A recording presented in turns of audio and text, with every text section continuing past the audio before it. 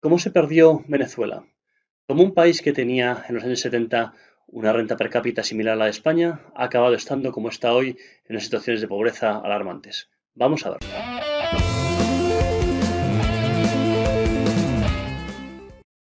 Hola a todos, mi nombre es Gustavo Morales, soy profesor de la Universidad Politécnica de Madrid y hoy estamos con Jorge Yarisati, director de Alumni de Students for Liberty a nivel internacional. ¿Cómo estás, Jorge? Muy bien, muy bien. ¿Y tú? Muy bien, todo muy bien. Estamos encantados de tenerte aquí en nuestro proyecto Valley for All. Como sabes, un proyecto que busca examinar los caminos de la libertad, o sea que muy alineados con Students for Liberty. Aunque quería preguntarte exactamente que nos cuentes, para empezar, algo sobre Students for Liberty, qué es, por si alguien no lo conoce. Sí, claro, nosotros somos una organización internacional, una red de estudiantes. Estamos presentes en más de 117 países exactamente. Tenemos casi 3.000 activistas. Y yo como director de Alumni, nosotros tenemos 10.000 exalumnos en 132 países. ¿Y qué nos une? Nos une a todos un compromiso por la libertad, por la democracia y por los valores de una sociedad libre. ¿Cuál es tu labor como director de esa comunidad? Bueno, nosotros lo que promovemos es formación de líderes. Entonces, todos los alumni los alumni nosotros queremos que tengan think tanks, que ocupen posiciones en la política, que ocupen posiciones académicas. Y yo lo que busco es que ellos puedan generar un mayor impacto, que haya más sinergia entre ellos, que se creen organizaciones de exalumnos. Y por ejemplo, lo que hemos logrado es que más de 90 organizaciones se han creado a partir de los alumni. Hemos logrado de que, por ejemplo, en un par de meses en Cartagena vamos a traer a 15 alumni a discutir temas de desarrollo económico y se va a producir un libro a partir de eso y una agenda de desarrollo económico. En junio también vamos a hacer un panel en el Parlamento Europeo sobre cómo el problema de la inflación tiene que ser solucionado desde un punto de vista de la economía liberal y cómo nosotros tenemos que controlar el poder del Estado en ese sentido también. Entonces yo lo que busco es trabajar con estos alumni que tienen organizaciones, están en puestos como por ejemplo en el Congreso, etcétera. O aquí mismo en Madrid, que tenemos alumni trabajando en el gobierno de Madrid también, y buscar sinergia entre ellos, porque si los regímenes autoritarios están coordinados, nosotros los activistas por la libertad tenemos que también estar coordinados. Y hoy vienes a hablarnos de tu tierra natal, ¿no? Sí, de Venezuela. De Venezuela, tenemos que saber que cómo se perdió Venezuela. Lo primero será saber si de verdad se ha perdido Venezuela o no es tan cierto, porque si escuchas a Íñigo Errejón, casi te parece que Venezuela debe ser un sitio muy bueno, ¿no? O a Juan Carlos Monedero, ¿no? Entonces, bueno, lo primero que te quería preguntar es cuál es tu visión sobre la situación actual de Venezuela en este momento, marzo de 2023. Bueno, lamentablemente mi país vive en una dictadura. Entonces en mi país no hay libertades económicas, no hay libertades políticas, no hay libertades sociales, no hay derechos humanos. Entonces en un marco de ese calibre, nadie puede vivir bien, porque no tienes dignidad como ser humano, porque no tienes libertad como ser humano. Eso desde un punto de vista normativo. Desde un punto de vista estrictamente económico, en mi país los niveles de miseria y de pobreza y de desigualdad que se viven, no los vive en ningún otro país en América Latina. En mi país, 9 de cada 10 personas viven en la pobreza. 7 de cada 10 personas viven en la pobreza extrema. En mi país, 7 de cada 10 personas no tienen acceso a 2.000 calorías por día. Mi país es desnutrición. En mi país, la mayoría de personas no tienen luz, no tienen agua. Eh, Esa es la situación en Venezuela. Esa es la realidad. Y cualquier persona que te diga lo contrario, cualquier persona que te diga que Venezuela es un país sin crisis económica, sin crisis humanitaria, está mintiendo. Ahora, hay personas que culpan a, por ejemplo, las sanciones estadounidenses por la situación en Venezuela. Hay personas que culpan a otros factores externos, como por ejemplo la caída de los precios del petróleo. Eso también es falso. Si tú ves toda la data, si tú ves todos los reportes y todos los informes económicos previos a la implementación de sanciones económicas por parte de los Estados Unidos, ya veíamos todos los componentes de una crisis humanitaria sin precedentes en América Latina. No lo mencioné, pero más de 7 millones de venezolanos ya no viven en Venezuela. Entonces somos la migración más grande de la historia del hemisferio occidental, solamente comparable actualmente con Siria y con Ucrania, dos países en guerra. El colapso económico en Venezuela ha sido 2 veces mayor. Desde el 2013 hasta la actualidad hemos perdido 70% de nuestro Producto Interno Bruto. Eso es 2 veces a la Gran Depresión americana de los años 30, es 2 veces a la Guerra Civil Española también, y ha sido el colapso económico más grande de la historia de Occidente. El mayor que no tenga que ver con ningún tipo de guerra o de colapso estatal o de guerra civil. Esa es la realidad de Venezuela. ¿Por qué Venezuela está en esta situación? Bueno, si quieres, esos son los temas que vamos a ir Sí, abordando. efectivamente, efectivamente. Bueno, pues lo primero, una vez explicado que está en muy mala situación, queremos intentar entender qué es lo que ha llevado a Venezuela hasta a esto y sobre todo para entender cómo se refleja eso en la situación actual de España, ¿no? Tú que resides en España, pues querríamos saber, digamos, al objetivo de la presentación también es ver si tú ves alguna similitud o algo que nos debería hacernos preocupar, ¿no? Entonces, bueno, cuéntanos, en primer lugar, si de verdad si la vida es tan difícil a nivel de desabastecimiento y hiperinflación, ¿no? Digamos. Claro. Ok, comenzamos entonces por los síntomas, ¿no? Sí, ¿Cómo es la vida? La vida de una persona en Venezuela es la vida de una persona que tiene que todos los días luchar contra un sistema que lo oprime económicamente. En todos los países del mundo existen instituciones y políticas públicas que buscan la movilidad social, que buscan que las personas puedan progresar a través de la educación, como por ejemplo universidades como esta, a través del trabajo, instituciones como por ejemplo eh, son esos sistemas financieros o sistemas monetarios que permitan que la gente pueda ahorrar, etc. Venezuela nada de eso existe. Venezuela lo que existe es un grupo de instituciones que buscan aplastar toda libertad económica de la persona. ¿Qué síntomas se generan a partir de eso? Es que en Venezuela lo que vivimos es un estado de pobreza extrema casi sistemático, en el cual las personas jóvenes de mi edad, por ejemplo, 26 años que tengo yo, nadie tiene acceso a vivienda, nadie puede comprarse un coche, nadie tiene ni siquiera la aspiración de poder formar una familia y la única manera que ellos ven de hacer eso es irse a otro país. Por eso la mayoría de gente que se va de mi país son la gente joven, porque son la gente que tiene aspiraciones a un mejor futuro. Entonces, ¿cómo se vive en Venezuela? La mayoría de personas en Venezuela, el sueldo mínimo en mi país es 20 o 30 dólares al mes. Entonces, en Venezuela, ¿cómo se vive? 4, 5, 6 personas viviendo en una sola casa, todos aportando un poco y lo único que tienen es para comprar comida, nada más. El problema de la inflación existe, hiperinflación. Nosotros tenemos la inflación más alta del mundo desde el 2013 y desde el 2017, hiperinflación. Llegamos a tener una hiperinflación de 1.000.000%. Nuestras hiperinflaciones están entre las 3 hiperinflaciones de mayor duración de la historia. ¿Cómo se traslada eso? De que todos los ahorros de todas las personas fueron pulverizados. ¿Y quiénes tienen ahorros, por ejemplo, en dólares? Es una élite muy pequeña que tiene bancos, tiene cuentas de banco en los Estados Unidos, pero la gran mayoría tenía sus ahorros en bolívares y lo perdieron todo. La mayoría de personas perdieron sus empresas. Entonces pierde el empresario, pero también pierde el trabajador, porque esto es capital humano que queda huérfano de carrera. Por ejemplo, todos estos profesores universitarios, ingenieros o economistas que trabajaban en universidades públicas, como las universidades públicas fueron, no solo las públicas, las privadas también, como fueron colapsadas por el régimen, todos son personas que quedaron sin sus carreras profesionales y muchas veces tienen que irse a otros países y en estos otros países no tienen las mismas oportunidades que tenían en Venezuela. Entonces es una situación tremendamente trágica, es tremendamente difícil, ¿no? Porque una cosa es decírtelo, pero vivirlo o ver personas que padecen. Por ejemplo, en Venezuela, la situación de no conseguir medicina. Si tienes un familiar que tiene cáncer o tienes un familiar que necesita una cirugía mañana y no hay medicinas, es trágico, porque tú ves a un familiar morir.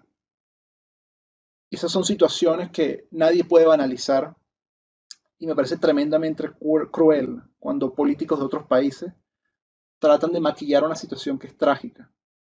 Hay personas que pueden ser de izquierda, hay personas que pueden ser de derecha, hay personas que pueden ser de centro. Pero si algo todos tenemos que estar de acuerdo, es que la dignidad del ser humano va por arriba de todas las ideologías. Y ese es mi problema con personas con posiciones radicales, como por ejemplo los comunistas, que ellos para poder disfrazar y poder enmascarar y poder obviar la realidad de sus políticas públicas, están deshumanizando a mi gente, están deshumanizando a mi país. Y la tragedia que sigue en Venezuela es algo que está reportado por las Naciones Unidas, por la OEA, por todos los organismos internacionales y por todas las estadísticas. Bueno, Jorge, la verdad es que es desolador este panorama que nos pintas y te quería preguntar cómo se ha llegado a esto, ¿no? Porque entiendo que no sé si podemos dar digamos, el punto detonante con Hugo Chávez o si fue anterior o si al principio Hugo Chávez pues no parecía que iba a ser tan malo como luego ha sido. Cuéntanos un poco de la historia, el contexto, a cómo se ha llegado a esto. Claro. Yo siento que ante todo hay que, para entender lo que ocurrió en Venezuela, hay que entender también a América Latina en general. Nuestros países, lamentablemente, tienden a tener democracias extremadamente volátiles. En América Latina, cada 10 años vemos como movimientos radicales entran al poder, como constantemente hay movimientos dictatoriales en América Latina y como constantemente existe la demagogia entre todos los partidos políticos. Esto yo siento que ocurre porque en América Latina una gran porción de nuestra población vive excluida del proceso de creación de riqueza.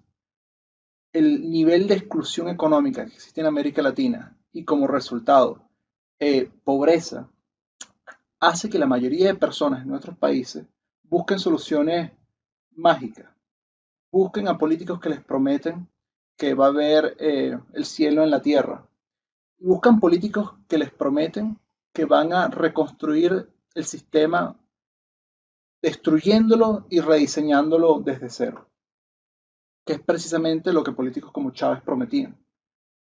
En efecto, Hugo Chávez fue electo por la mayoría de venezolanos. Eso tiende a indicar de que había un gran descontento con los partidos políticos en aquel momento y un gran descontento con la democracia. Chávez utilizó su popularidad y este mandato popular para hacer una constituyente, es decir, reescribió la constitución del país. Por ende, todas las nuevas instituciones que fueron creadas en el país fueron creadas a imagen y semejanza del gobierno de Chávez. Fueron instituciones extractivas, fueron instituciones centralizadas en la figura del presidente, y eso le dio una base para poder formar una dictadura.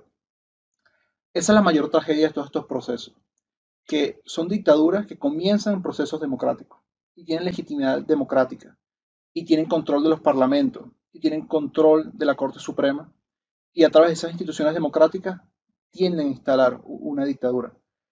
Esos fueron los orígenes y la verdad es que Venezuela en los años 90 fueron años muy difíciles, entonces había un gran descontento. A diferencia de, por ejemplo, la Venezuela de los años 70 y los años 60, que era un país con muchas más oportunidades, con mucha mayor riqueza. Por ejemplo, en los años 70 Venezuela tiene un Producto Interno Bruto per cápita comparable con España. En los años 70 Venezuela estaba entre los primeros 20 países en riqueza per cápita. Y todo eso se fue deteriorando en esos años por políticas públicas, errores de políticas públicas también. Pero bueno, obviamente nada comparado a lo que se vive hoy en día.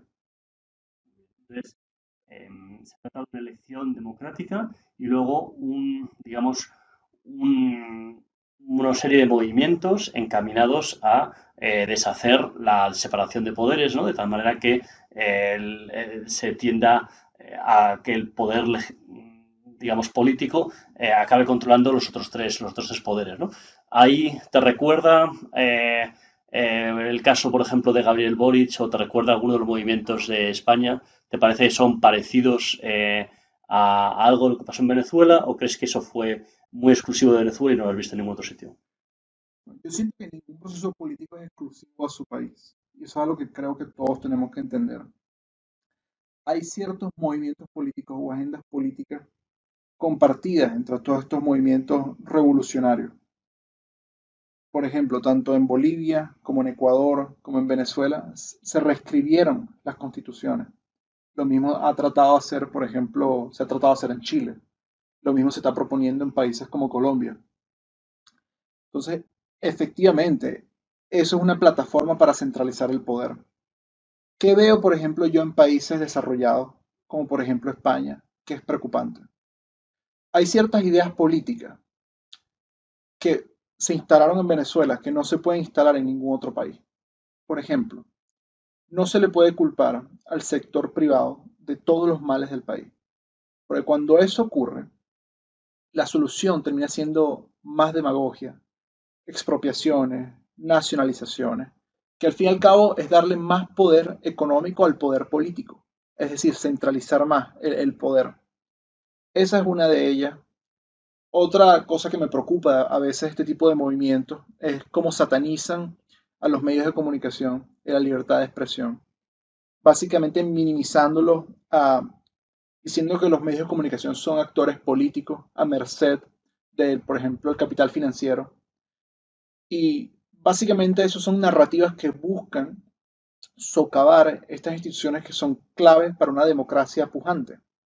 Porque para que tengamos una democracia y una sociedad civil eh, sana, necesitamos tener medios de comunicación, libertad de expresión, necesitamos tener propiedad privada, libertad económica, y necesitamos también que haya descentralización en el sistema político.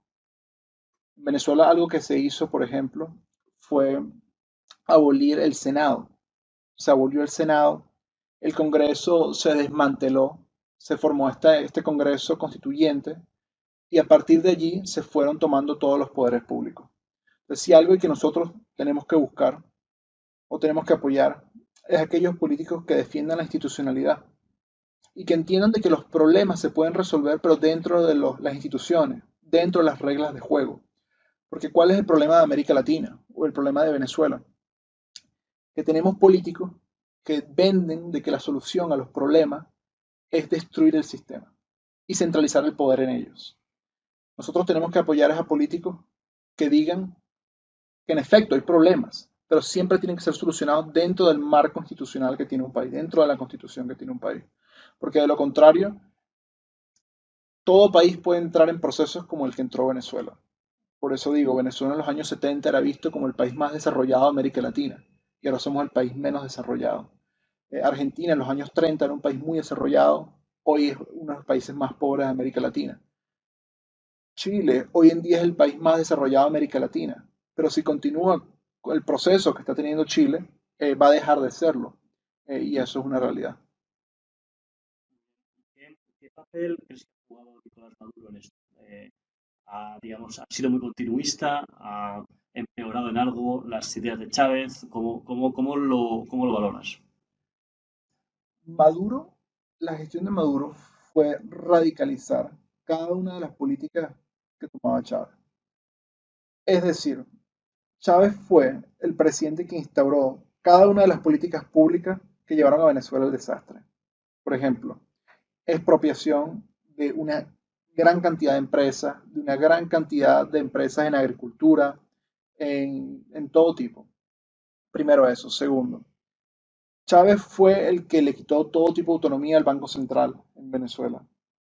Chávez fue el que puso el poder militar a cargo de muchos poderes económicos. Ahora, ¿qué fue lo que hizo Maduro? Radicalizar ese sistema. Eso, en combinación con que el contexto internacional también fuera más difícil, ha sido más difícil con Maduro, ha llevado a que Maduro empeorara la situación en todos los niveles. Ahora, ¿qué tipo de gestión le doy a Maduro? Maduro ha sido una tragedia para todos los venezolanos, porque Maduro pudiera haber corregido en su momento, pero no hizo eso. Maduro es un dictador, Maduro tiene muchos más presos políticos que Chávez. Maduro, de hecho, Chávez por lo menos fue electo, Maduro no fue electo. Maduro las elecciones que él ganó fueron fraudulentas. Y eso es lo que todas las instituciones internacionales confirmaban en aquel momento y toda la data confirmaba. Entonces, ¿cuál es mi opinión sobre Maduro? Es un dictador, violador de derechos humanos y de verdad que un ser humano que no debe ser considerado ni siquiera venezolano, porque es un traidor a la patria. ¿Cómo crees que esto se puede corregir? Una vez que se llega a este punto, Son las personas individuales. Bueno, sabemos que las personas votan con los pies y es ese éxodo masivo del que nos has hablado, ¿no? Eh, Hacen ver que no quieren vivir eso, pero claro, tampoco colaboran en cambiarlo, ¿no? Eh, Evidentemente, si hay un país extranjero que solo con tomar represalias contra un régimen que entienden injusto, pues ya se granjean, digamos, toda la crítica de una serie de países diciendo que intervienen y justifican, ¿no? De alguna manera, como te han puesto sanciones, entonces son de ahí los problemas de Cuba, de los problemas de Venezuela, ¿no? Pero luego también, claro, bueno, hacer una revolución cuando digamos, el dictador tiene de su lado el ejército, pues es difícil, ¿no? Sí. Porque aparte que es una revolución que posiblemente sería también deslegitimada por muchos órganos internacionales, ¿no? Entonces, ¿cómo se puede salir de una situación como la que está Venezuela hoy? Bueno, ante todo, qué interesante que mencionas el tema de la intervención, porque todo el mundo habla de la intervención americana en Venezuela, pero nadie habla de la intervención cubana, o la intervención rusa, o la intervención iraní, o la intervención china que hay en Venezuela. ¿Cuál es la mayor tragedia de mi país? Que mi país hoy en día es un país colonizado, un país en el cual los iraníes tienen una porción de la influencia económica, por ejemplo, y petrolera, donde los chinos tienen otra porción de la influencia económica, donde los rusos tienen influencia política y donde los iraníes y los cubanos tienen influencia política. ¿Qué es lo que ocurre en este tipo de sistema? Que el poder político tiene tanta fuerza hoy en día que a pesar de todos los esfuerzos que nosotros hemos hecho por salir de Maduro, no lo hemos logrado. Lo hemos intentado todo. Hemos, hemos protestado por meses, día tras día sin parar, al menos en el 2014, 2017 y 2019. Hemos tenido años de búsqueda de que la comunidad internacional aplique presión al régimen de Maduro. Y la comunidad internacional lo ha hecho. Más de 60 países, por ejemplo, en el 2019, reconocieron al gobierno interino de la oposición y aplicaron todo tipo de presión diplomática contra el régimen de Maduro. Estados Unidos ha aplicado sanciones desde el 2017, en especial desde el 2019. Sanciones muy fuertes contra el Estado, sanciones muy fuertes contra la industria petrolera y sanciones contra miembros específicos del régimen, colaboradores del régimen, oligarcas, así como políticos. Y a pesar de todas estas presiones, no hemos podido salir de Maduro. ¿Qué podríamos hacer en este segundo? A mí me parece que hay que tener un plan a mediano plazo que involucra dos vías.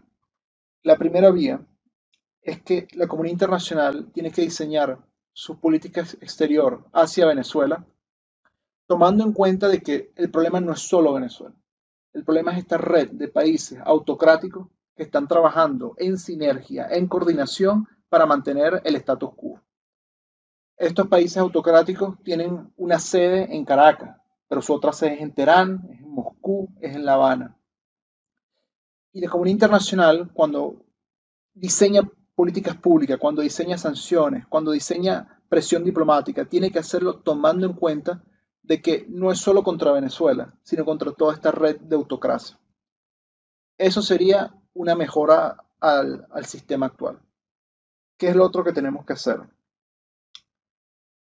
Tenemos que ver que dentro de Venezuela, a corto plazo, no hay ningún tipo de posibilidad de coaptar el poder político, a corto plazo. Pero tenemos que seguir formando a jóvenes líderes en Venezuela. En Venezuela hay muchísima gente con talento. En Venezuela hay jóvenes que estudian economía, derecho, que siguen creyendo en un mejor país. Muchos de ellos son parte de Student for Liberty. Nosotros en Student for Liberty tenemos gente en Venezuela que a pesar de la situación siguen organizando conferencias, organizando debates, escribiendo, a pesar de los riesgos grupales e individuales que puede llevar. Hoy está hablando con un muchacho que nosotros tenemos que se llama Luis Torrealba, que va a hacer una gran conferencia en mi ciudad, en Barquisimeto, en junio. Y el trabajo que está haciendo para traer a miles de personas a una universidad que queda en mi ciudad es impresionante. A pesar de las condiciones, a pesar de no tener suficientes recursos, a pesar del sistema de poca libertad o de nula libertad que existe, hay personas que siguen trabajando y esas personas hay que empoderarlo y esas personas hay que apoyarlo. Y yo siento que si combinamos esos dos elementos, una mejor política exterior contra Venezuela y regímenes autoritarios y un mayor apoyo no a la oposición política, sino al activismo de base, de abajo hacia arriba. Un mayor apoyo, yo siento que a mediano plazo pudiéramos lograr un cambio en Venezuela. No es nada fácil, no es nada fácil porque lo que tú mencionas es cierto. El poder político está con el régimen, el poder militar está con el régimen y estos poderes internacionales también están con el régimen. Entonces lo que nosotros tenemos que buscar es algún tipo de plan integral, algún plan que involucre estos diferentes aspectos y tratar de buscar un cambio. ¿Cómo crees que se puede apoyar desde España? ¿Qué cosas se pueden hacer? Yo siento que hay dos cosas. La primera es que no se, bueno, hay tres cosas. La primera es que no se puede olvidar el tema de Venezuela, no se puede olvidar los presos políticos, no se puede olvidar la, la deshumanización de 30 millones de personas. Lo que tiende a ocurrir en la comunidad internacional es que un tema se vuelve moda y después se pierde. Con Venezuela, por ejemplo, pasó, pero pasó, por ejemplo, con Afganistán también en su momento, ha pasado con Ucrania también. Son temas que se vuelven moda, hay muchísimo apoyo y después baja el apoyo naturalmente. Entonces, ante todo no se puede perder. Hay que dar voz. Lo que tú estás haciendo, por ejemplo, hoy, que es invitándome a hablar sobre mi país, es ayudar a la causa. Porque es darle voz a personas que no tienen voz. Yo estoy aquí hablando por 30 millones de personas en mi país que no pueden hablar. Yo aquí en España puedo decir cosas que mi familia en Venezuela no puede decir, o que amigos que tengo en Venezuela no pueden decir. Entonces, tú no me estás dando una voz a mí, tú estás dándole una voz a un país entero. Eso por primero.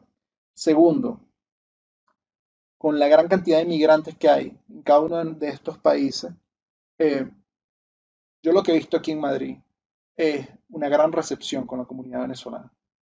Yo siento que los españoles y los venezolanos nos tratamos como hermanos. Yo siento que ha habido una gran recepción y es algo que estoy muy agradecido. Y eso es una manera de contribuir, en verdad. Lo vi el otro día que estuve en Polonia con la migración ucraniana que estaba en Polonia. Cómo, cómo se perdieron las barreras, se perdieron las fronteras y nos dimos cuenta que todos somos seres humanos, que queremos lo mismo. Un ser humano, una persona en Venezuela, en Ucrania o en Madrid, quiere lo mismo. Quiere vivir dignamente, quiere tener libertad, quiere o formar una familia, o formarse profesionalmente, o autorrealizarse de la manera que se quieran autorrealizar. Pero todos queremos lo mismo. Y cuando entendamos eso, vamos a entender de que en verdad no hay frontera y que nada nos divide. Ni nuestra nacionalidad, ni nuestro color de piel, ni nuestra religión. ¿Verdad? Todos los seres humanos queremos fundamentalmente lo mismo. Esas son dos cosas. Y la tercera es defender la libertad en sus países también. Porque si algo no podemos nosotros continuar, es que no puede haber más Venezuelas. No podemos perder países como España y mucho menos países como los Estados Unidos. La libertad y el sistema de libertad, las instituciones de la libertad, es un sistema muy frágil. Ya Ronald Reagan lo decía, que en una generación se puede perder la libertad y que el precio de la libertad es vigilarla eternamente. Entonces mi invitación es que las personas de países desarrollados no se les olvide de que estos sistemas son muy frágiles y que requieren de que estemos involucrados en política y de que no es necesario perder la libertad para que nos interese, nos importe la libertad. Eh, Porque ¿sabes quiénes saben que la libertad es un sistema muy frágil? Los autoritarios. Por eso es que financian a partidos políticos aquí en España. Por eso es que Putin financia a periodistas en Italia. Por eso es que los chinos tienen lobby en Washington.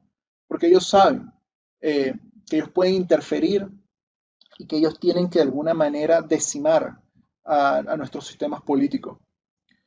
Eh, y sí, mientras nosotros en los países desarrollados defendamos la libertad con mayor fuerza, vamos a poder estar en un mundo más libre. Porque al fin y al cabo, gente como Putin, ellos le temen no a la OTAN, ellos le temen a las ideas. Putin invade Ucrania no por el riesgo de la OTAN. Putin invade Ucrania porque se da cuenta que acá hay 40 millones de personas que están protestando ¿Por qué? Porque querían libertad, porque querían ser parte de la Unión Europea, porque querían Estado de Derecho. Y Putin, no hay nada que le preocupe más que ver a gente pidiendo su libertad. Eh, entonces, sí, esas serían las tres maneras de ayudar a la causa. Bueno, pues muchas gracias, Jorge. La verdad es que se me quedan cosas en el tintero, pero creo que quiero dejarlo aquí con estas ideas tan potentes con las que terminamos. ¿Cómo podemos ayudar? Te agradezco que hayas estado aquí y bueno, pues oye, por Venezuela y por que la gente pueda vivir mejor de una manera más libre, también hemos creado el proyecto Value for All, que aunque inicialmente hablamos fundamentalmente de inversión en bolsa como una manera de vivir de una manera más libre y de no depender del Estado, no se nos puede olvidar que para poder intentar vivir de nuestras inversiones, primero tenemos que intentar que el Estado pues, no nos coarte otras libertades, como ya vemos que se están perdiendo en España, y que espero que quizás en otra ocasión podamos grabar otro vídeo sobre ese tema más en particular. Te agradezco mucho la visita, No, Jorge. gracias a ti. Bueno, nos vemos. Hasta luego.